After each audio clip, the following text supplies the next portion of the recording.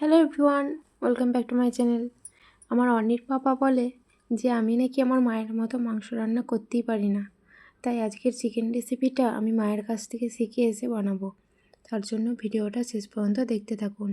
প্রথমে কড়াইয়ে সরষের তেল গরম করে শুকনো লঙ্কা আর তেজপাতা দিয়ে দিয়েছি। এবার কয়েকটা পেঁয়াজের টুকরো দিয়ে পেঁয়াজগুলো বাদামি করে ভেজে নেব। তার জন্য পেঁয়াজটা হওয়ার জন্য দিয়ে দেবো পরিমাণ মতো লবণ, যাতে পেঁয়াজটা তাড়াতাড়ি কুক হয়ে যায়। নুনটা দেওয়ার কারণে দেখবেন পেঁয়াজগুলো খুব তাড়াতাড়ি নরম হয়ে যাবে এবং বাদামি কালার চলে আসবে।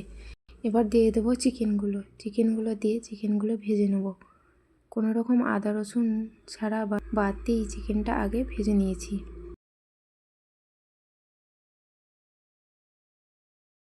চিকেনটা যখন দেখবেন 50% ভাজা হয়ে গেছে, এবার দিয়ে দেবো আদা রসুন বাটা দিয়ে আরও 10 মিনিট নেড়ে চেড়ে কষিয়ে নেব।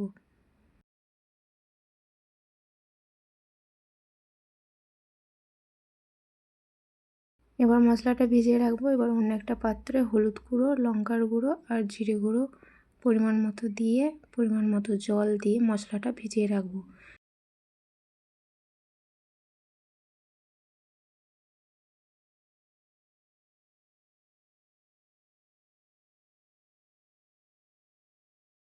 যখন দেখবেন চিকেনটা ভাজা হয়ে গেছে, এবার এই সময় দিয়ে দেব পরিমাণ মতো লবণ।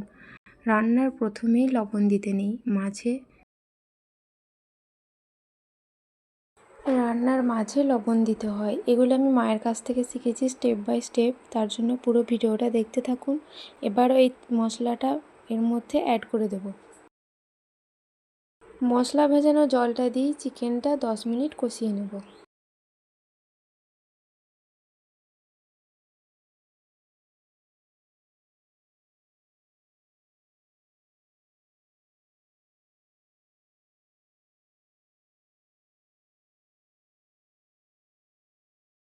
আর 10 মিনিট পর যখন দেখবেন মশলার জলটা প্রায় মরে গেছে, তখন আবার পরিমাণ মতো জল দিয়ে মশলাটা ভালোভাবে কষিয়ে নেব।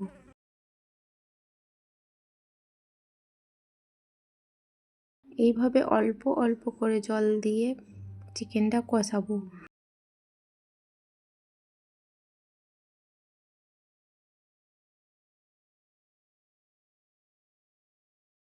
যখন দেখবেন চিকেনটা 90%-এর মতো কুক হয়ে গেছে, গ্যাসের ফ্লেমটা লো করে চিকেনটা 20 মিনিটের জন্য কুক হতে দেবো। তখনই দেখবেন চিকেন থেকে তেল ছেড়ে দিয়েছে। তাহলেই বুঝতে পারবেন যে চিকেন কষা একদম পারফেক্টভাবে রেডি হয়ে গেছে।